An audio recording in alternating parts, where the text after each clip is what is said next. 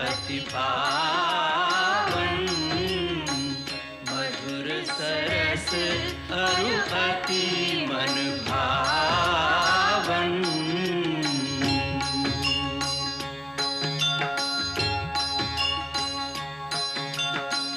पुनि पुनि कितने हो सुने सुनाए,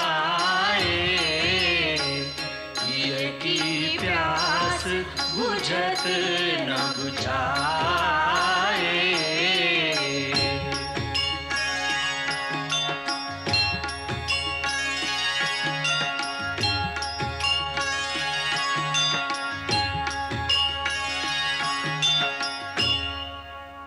देखिए प्रभु, ये है लंका नगरी।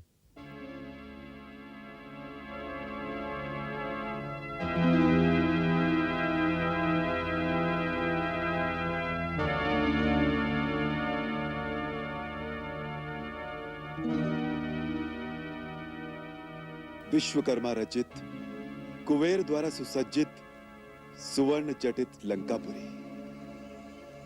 ये तो मानो अलकापुरी को भी मात कर रही है।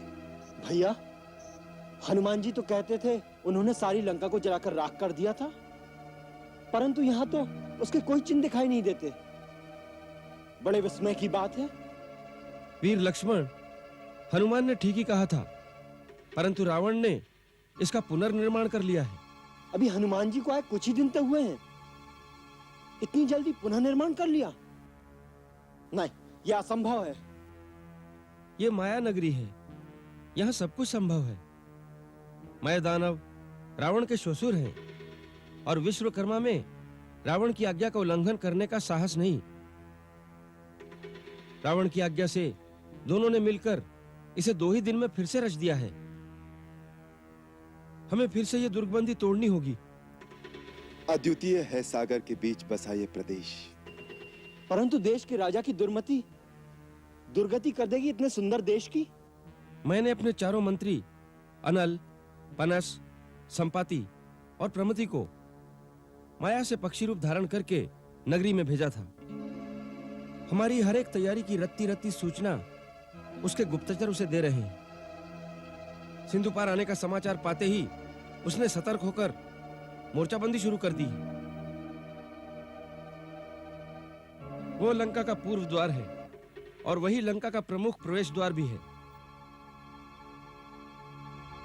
दशानन का द्वितीय पुत्र कुमार प्रहस्त अपनी विशाल सेना के साथ उसकी रक्षा करेगा। पश्चिम द्वार भी अत्यंत महत्वपूर्ण है।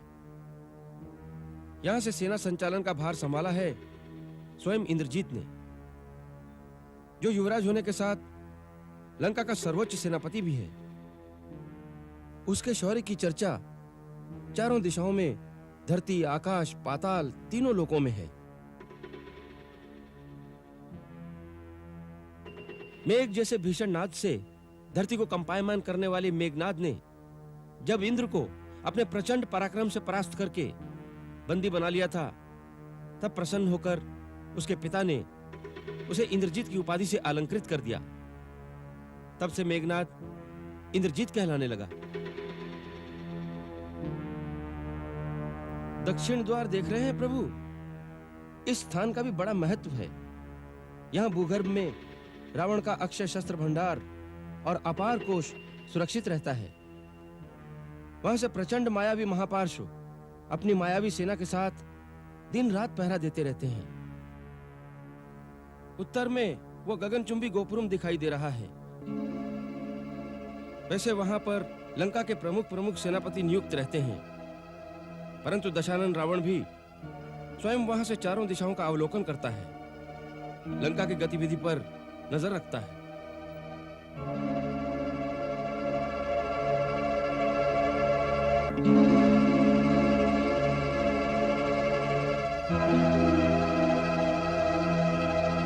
वो गोपुरम पर कौन है?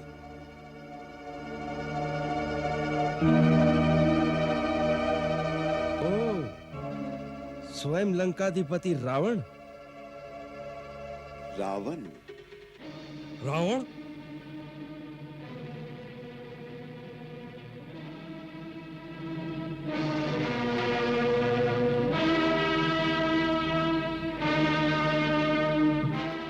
माता सीता को हर ले गया था। नराधम, इसे पृथ्वी पर रहने का कोई अधिकार नहीं। हम अभी इसे यमपुरी पहुंचा देते हैं।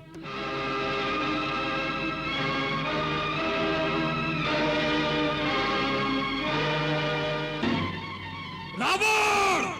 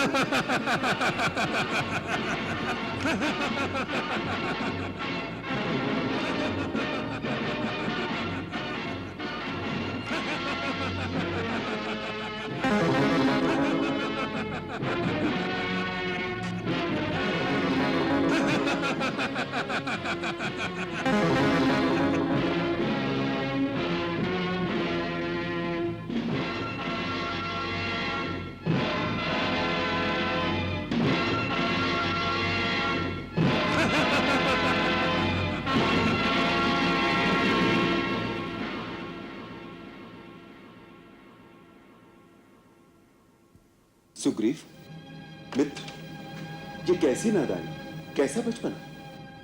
प्रभु, उस नर पिशाच नराधम को देखकर मैं अपने बस में नहीं रहा था नाथ।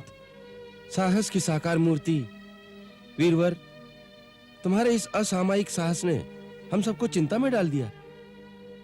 महाबली, अब कभी इस प्रकार का दुस्साहस करके अपने प्राण संकट न डालें। मैं अपनी मनोदशा का कैसे वर्णन करूं प्रभु। माता सीता को हरण करने वाले उस आतताई पापी को देखकर मेरी नस नस में बिजली कौंध गई। मैं अपने आपे में नहीं रहा, मैं पागल सा हो गया प्रभु। मित्र, तुम हमारे राजा हो, तुम्हारे परास्त होते ही हम सबकी पराजय हो जाती, हमारे धर्म युद्ध पर अधर्म की विजय हो जाती। तुम्हें कोई भी कदम बिना विचारे, बिना परामर्श किए नहीं उठाना चाहिए। प्रभु, फिर ऐसी भूल नहीं होगी प्रभु। क्या कहा? सुग्रीव नाम था? आकाश मार्ग से उल्कापात बनकर टूट पड़ा हमारे महाराज के ऊपर। हे प्रभु, क्या क्या अनहोनी हो रही है। इसी प्रकार उस दिन अदृश्य दिशा से एक बाण आया, मेरे करण फूल गिरा दिए, महाराज का मुकुट धूल धूसरित हो गया, और फिर वो बाण न जाने कहां विलीन हो गया। और हम दम भरते हैं कि माया शक्ति में हमसे कोई पार नहीं पा सकता। बताओ, ये सारे लक्षण किस बात का संकेत हैं? हे प्रभु, अब मैं करूं तो क्या करूं? कैसे उनकी कुमति को बदलूं? उन्हें सन्मार्ग पर लाने का क्या उपाय करूं? शांत हुइए महारानी जी, आप बहुत घबरा रही हैं। बड़े बड़े दिक्पाल आपके पति का कुछ नहीं बिगाड़ सके। तू स्त्री है और स्त्री के हृदय की बात नहीं समझ रही। बिगाड़ ही बिगाड़ तो हो रहा है, सुधार कहाँ है? एक बार आप फिर प्यार से ऊंच नीच समझाइए। मैं तो सारे जतन करके हार गई। एक निवेदन करूं? आपके पिताश्री दानव राजमय महाराज लंका का पुनरुद्धार करने आए हुए हैं। उनसे कहिए महाराज को हित अनहित की बात समझाएंगे। मैं महाराज ससुर हैं, उनका आदर करते हैं। हनुमान तो सारी लंका जला ही गया था, उसका पुनर्निर्माण इतनी शीघ्रता से आपके पिताश्री ने ही किया है। महाराज उनकी बात का आदर करेंगे।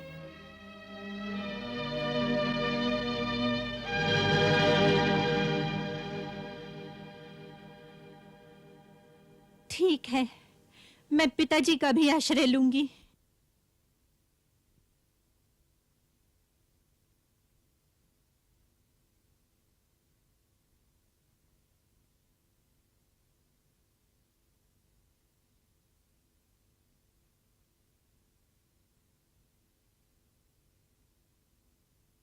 पुत्री मंदोदरी, इतनी अधीर और व्याकुल किस लिए हो रही हो?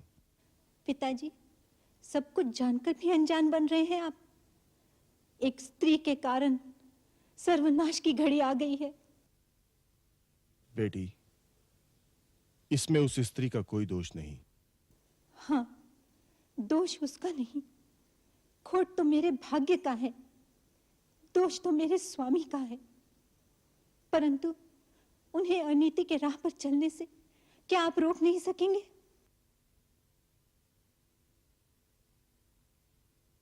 तुम्हारा पति कोई नई रीति नहीं कर रहा है बेटी। यह तो हमारे दानव समाज की पुरानी परंपरा है कि जिसकी जितनी अधिक रानियां होंगी वो उतना ही अधिक वैभवशाली और बलवान माना जाएगा। ये तो प्रतिष्ठा की निशानी है बेटी। पिताजी, लंकेश्वर के महल में कितनी ही रानियां रहें, मुझे उनसे कोई विरोध नहीं। तो क्या सीता से है? नहीं, सीता से भी नहीं। यदि सीता लंकेश्वर को अपनी इच्छा से स्वीकार कर ले तो सगी बहन की भांति मैं उससे प्यार करूंगी। यदि वो मेरे स्वामी को सुख दे सके तो मैं उसके लिए अपने प्राण भी न्यौछावर करने को तैयार हूं। बेटी, फिर ये संताप क्यों? पिताजी, सीता काल निशा बनकर आई है। वो मेरी सौत नहीं, मेरे पति की मौत बनने आई है। हाँ पिताजी, आपकी बेटी का वैधव्य है सीता। यदि आप अपने पुत्री के ललाट पर सौभाग्य सिंदूर बनाए रखना चाहते हैं तो अपने जामाता के मन से सीता का मोह मिटा दीजिए। ये भय, ये आशंका, ये चिंता किस कारण तुम्हारे मन में घर कर गई है बेटी? किस कारण तुम दारुण व्यथा में इतनी तड़प रही हो? कारण एक हो तो बताऊं। कैसे अपने अंतर के पीर को आपके मन की व्यथा बना दूं पिताजी? जिस दिन से सीता को हर के लाए हैं, क्या एक दिन भी शांति से बीता है? क्या क्या अनर्थ और अमंगल हो रहे हैं। विनाश के बवंडर उठ रहे हैं।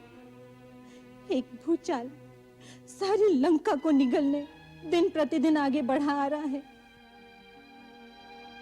जिन्हें हम साधारण बनवासी, प्रवासी समझकर तुच्छ समझ रहे थे, उन्होंने सृष्टि का सबसे असंभव कार्य कर डाला। समुद्र को बांधने की क्या कभी किसी ने कल्पना भी की थी? पिताजी, एक वानर के द्वारा जलकर खंडर बनी लंका का पुनरुद्धार तो आपने कर दिया, परंतु मेरे पति के शरीर में नए प्राण भी डाल सकेंगे आप? बोलिए पिताजी, बोलिए। शांत, शांत बेटी, शांत। तेरे उमड़ते हुए उद्गारों ने मेरे हृदय को अशांत कर दिया है।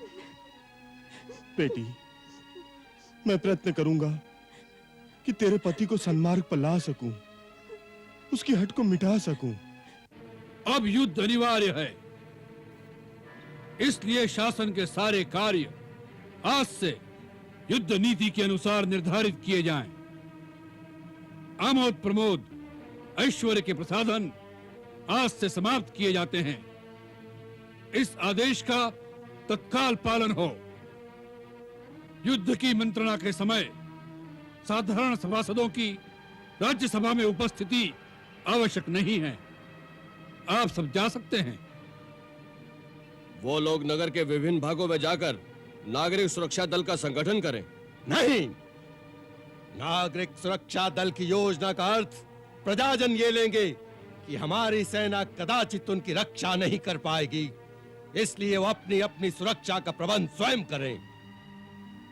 मंत्री महोदय, आप प्रजा को आश्वासन देने के स्थान पर उन्हें आतंकित करने की सलाह दे रहे हैं। इंद्रजीत का कहना सही है, प्रजा को आतंकित नहीं किया जाएगा, परंतु हमें अपने आप में सावधान रहना होगा। युद्ध की मंत्रणा गुप्त रहे, इसलिए आज से राज दरबार में केवल विशेष मंत्री, मुख्य गुप्तचर, सैन्य संचालन करने वाले सेना नायक ही उपस्थित रहेंगे। बस अन्य सभासद प्रस्थान करें।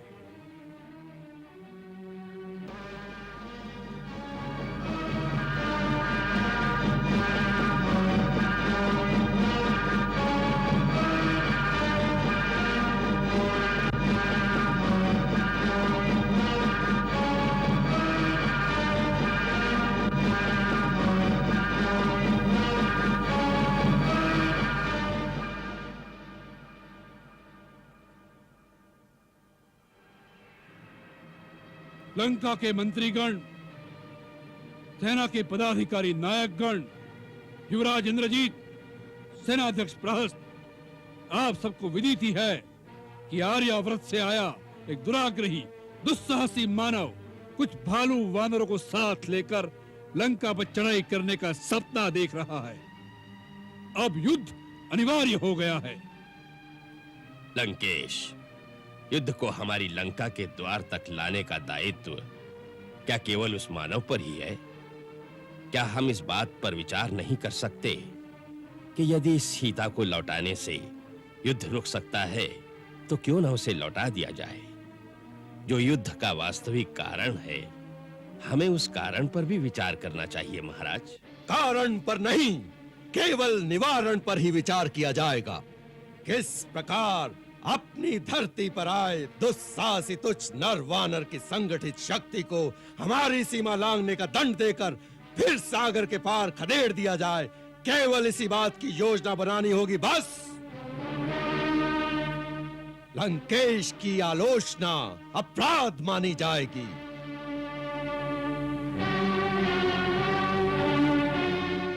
महाराज, युवराज के कथन का मैं अनुमोदन करता हूं। मूल विषय से हटकर और कोई बात न की जाए। हम व्यर्थ में तर्क कुतर्क में समय गंवाते रहे और वो मच्छर सागर पर से उड़कर हमारे सिर पर आ बैठे।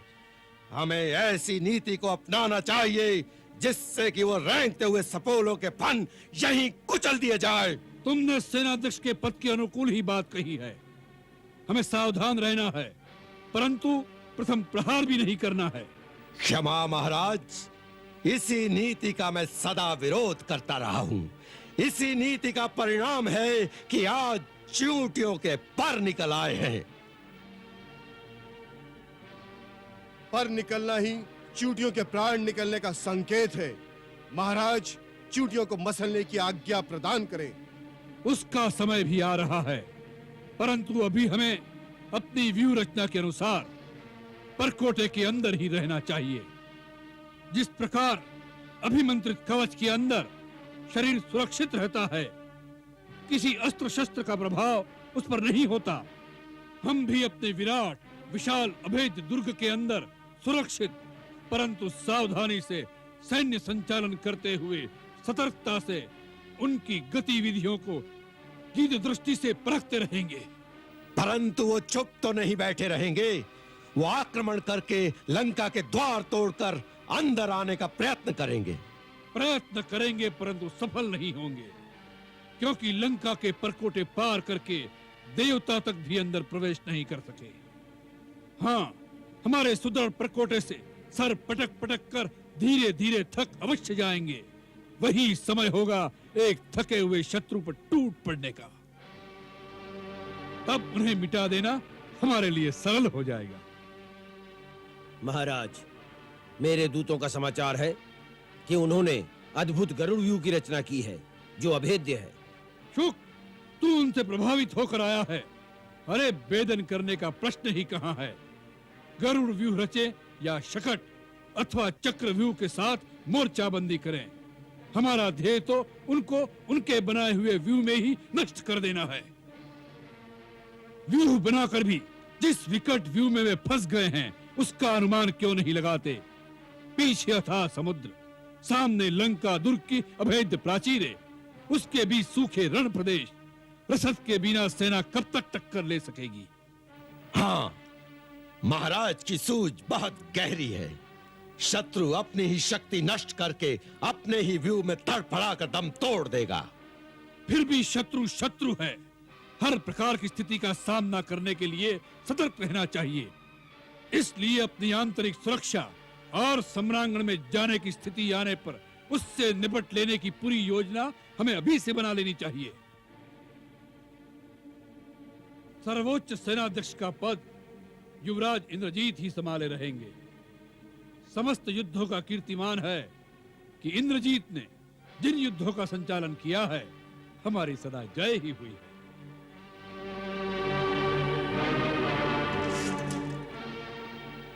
मैं प्रतिज्ञा करता हूं कि मैं अपने पितृदेव की निष्ठा पर और लंका की आन पर अपने प्राण भी दांव पर लगा दूंगा।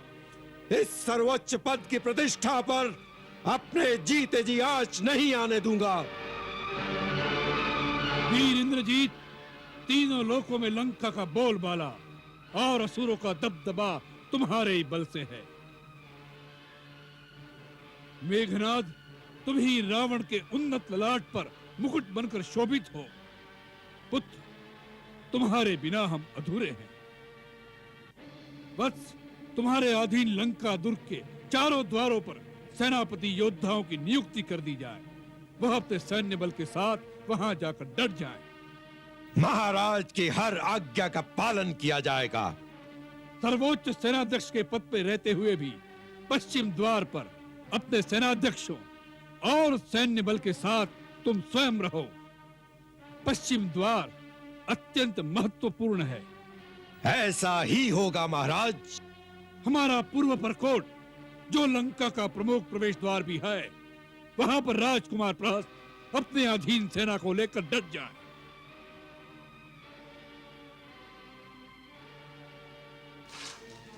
मैं शपथ लेता हूं, मेरे प्राण रहते कोई पक्षी भी पूर्व द्वार से लंका में प्रवेश नहीं कर सकेगा। इंद्रजीत, दक्षिण द्वार पर किसे नियुक्त करना उपयुक्त होगा?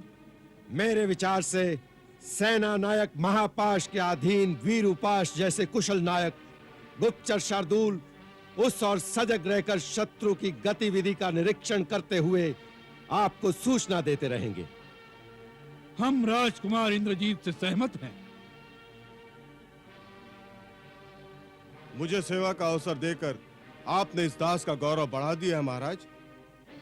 उत्तर द्वार पर अपने पुत्र अतिकाय, महाबली दुर्मुख और सेनापति कंपन के साथ चारों दिशाओं का अवलोकन करने के लिए हम स्वयं रहेंगे। इससे सारी सेनाएं आपका अवलोकन करती हुई पूरे उत्साह के साथ हर स्थिति का सामना करने के लिए तैयार रहेंगी।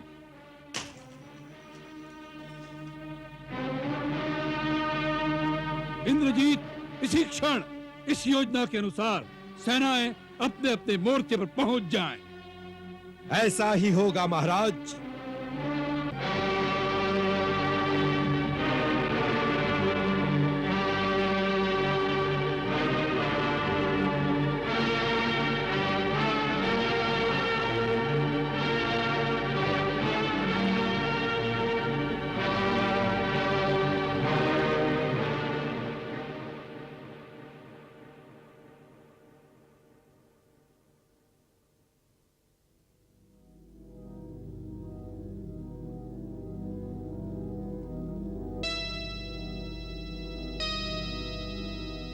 प्रभु, रावण ने लंका की दुर्गबंदी आरंभ कर दी है।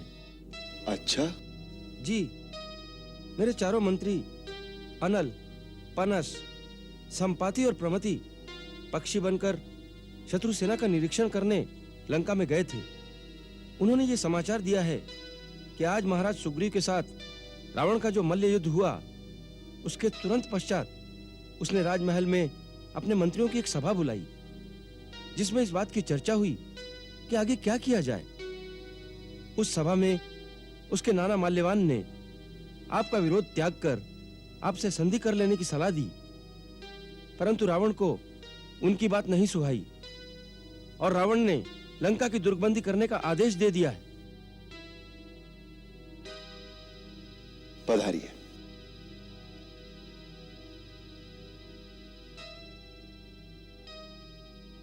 वो क्या सोचता है? वो पहले आक्रमण करेगा या हमारे आक्रमण की प्रतीक्षा करेगा? उसने जो व्यूह रचना की है, उससे पता चलता है कि वो सोचता है कि पहले आप आक्रमण करें, जिससे आपकी शक्ति और संगठन का पता चले।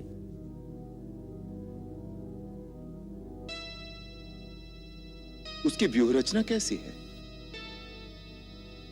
लंका के पूर्व द्वार पर उसने सेना के सहित अपने पुत्र प्रहस्त को रक्षा के लिए नियुक्त किया है। दक्षिण का द्वार महाबली महापार्श्व और सेनापति महोदर के संरक्षण में है और उसने विशेषतः अपने महापराक्रमी पुत्र इंद्रजीत को पश्चिमी द्वार की रक्षा का भार सौंपा है और स्वयं रावण गुप्तचरों के प्रधान शुक और सारण आदि राक्षसों के साथ उत्तरी द्वार पर डटा हुआ है। इस व्यूह रचना का अर्थ आप क्या समझते हैं? मेरे विचार में रावण यह समझता है कि जब हमारे गुप्तचर हमें यह बताएंगे कि दक्षिणी द्वार का मोर्चा कमजोर है, तो आप निश्चय ही अपनी सेना के अधिकांश हिस्से के साथ उस द्वार पर आक्रमण करेंगे उस आक्रमण से आपकी युद्ध नीति और सेना संचालन के ढंग का आभास हो जाएगा। फिर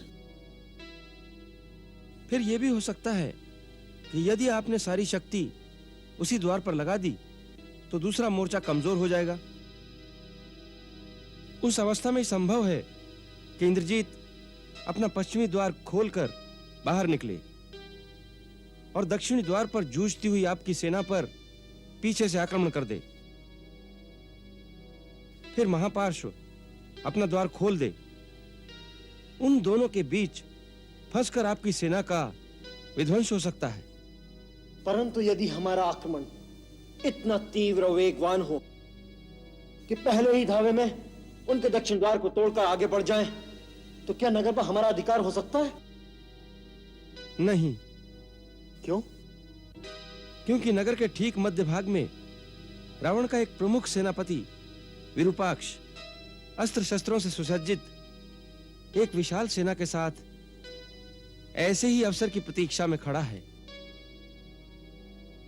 उस अवस्था में हमारी सेना त्रिमुखी व्यू में फंस जाएगी। इसका अर्थ यह है कि जब तक हम एक से अधिक द्वारों को एक साथ तोड़कर अंदर न जा सकें, तब तक हमें आगे नहीं बढ़ना चाहिए। मेरा भी यही अभिप्राय है प्रभु। महाराज विभीषण, इस समाचार के लिए हम आपके और आपके गुप्तचर मंत्रियों के आभारी हैं।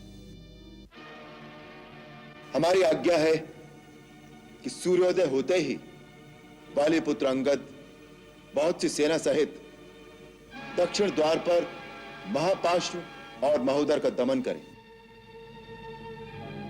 वायुपुत्र हनुमान पश्चिमी द्वार तोड़कर सेना सहित प्रवेश करें और इंद्रजीत का सामना करें। लंका के पूर्वी द्वार पर वानर श्रेष्ठ नील रावण पुत्र प्रहस्त्र से टक्कर लें तथा उत्तरी द्वार पर जहां ब्रह्मा के वरदान की शक्ति से मतवाला होकर ऋषि और महात्माओं का अपकार करने वाला रावण चक्कर लगा रहा है, वहां लक्ष्मण के सहित मैं जाऊंगा, क्योंकि उस राक्षस राज का वध मैंने स्वयं करने का निश्चय किया है। महाराज सुग्रीव, जामवंत और महाराज विभीषण मध्य के मोर्चे पर रहेंगे, जहां से वो चारों द्वारों की अवस्था का निरीक्षण करते रहे।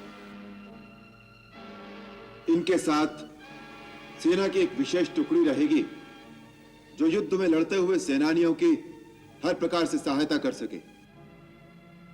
सेना का 1/4 भाग अस्त्र शस्त्रों से सुसज्जित होकर शिविर में ही रहे, जिसे युद्ध में थके हुए सेनानियों का स्थान देने के लिए कभी भी बुलाया जा सकता है।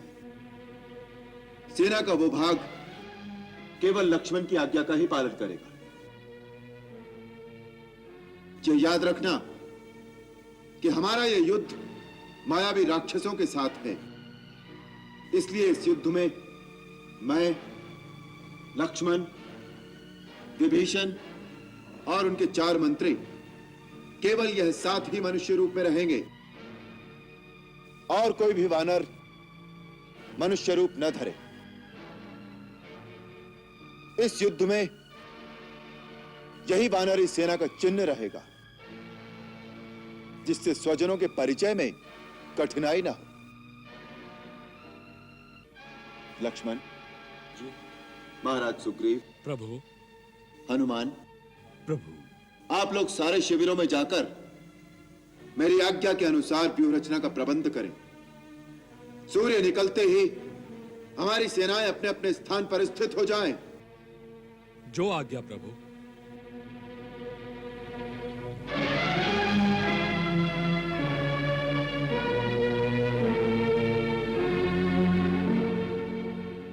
मंगल भवन अमंगल हारी, प्रभु सुदशरथ अजिर बिहारी।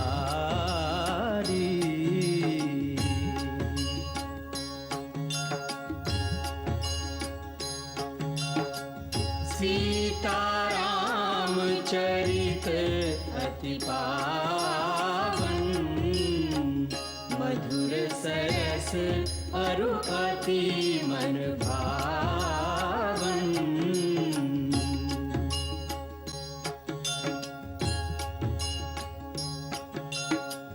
पुनि पुनि कितने हो सुने सुनाए, हिय की प्यास बुझत न बुझाए।